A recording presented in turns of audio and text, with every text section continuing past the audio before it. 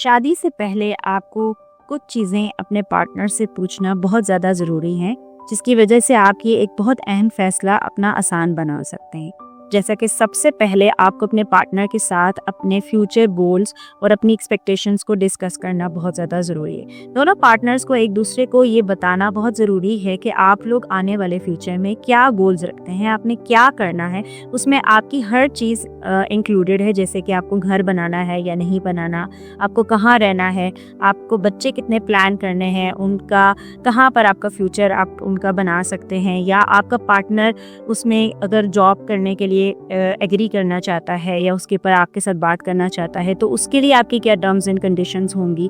ये सब चीज़ें आपको उनके साथ डिस्कस करने की ज़रूरत होती है। दूसरे नंबर पर जो आपने अपनी पार्टनर के साथ जो चीज़ डिस्कस करनी है, वो आपके फैमिली और आपके रिलेशनशिप के हवाले से है।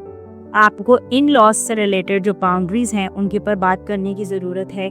आपका एक ही घर के एनवायरनमेंट के अंदर रहते हुए अगर आप जॉइंट फैमिली में जाने जा रहे हैं, तो उसमें आपकी क्या बाउंड्रीज होंगी, आप क्या चीज़ें एक्सेप्ट कर सकते हैं या क्या नहीं कर सकते। इसी तरह से अगर आप दोनों वर्किंग हैं, तो आपके फीमेल फ्रेंड हैं या मेल फ्रेंड हैं, उसके हवाले से आप पहले से बात कर सकते हैं, क्योंकि अमूमन ये भी कॉन्फ्लिक्टिंग सिचुएशन में लेकर जा रहे होते हैं।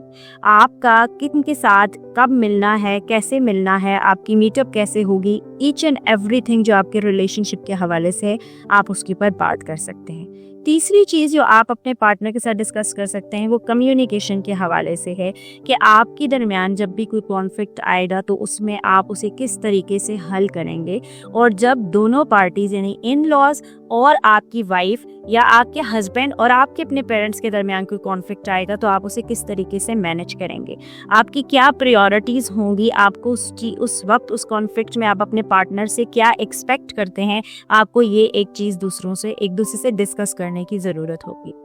पांचवी चीज़ जो इम्पोर्टेंट चीज़ जो हम समझते हैं कि पार्टनर को डिस्कस कर लेनी चाहिए, वो वैल्यूज़ और आपकी एक दूसरे के साथ जो आपकी लाइफ के बारे में जो आपकी प्रायोरिटीज़ हैं उनको डिस्कस करना ज़रूरी है, जिसमें आप अपनी पर्सनल लाइकिंग और डिसलाइकिंग बता सकते हैं। इसके अलावा आप क्या चीज़ आपको पसंद है, आप क्या चीज़ें क्या लाइफस्टाइल रखना चाह रहे हैं, आपको किस तरीके से रहना पसंद है, कौन से ट्रेडिशनल और कौन से कस्टम्स आपको पसंद है जिनको आप फॉलो करना चाहते हैं, वो आप अपने पार्टनर को क्लियरली कम्युनिकेट कर सकते हैं।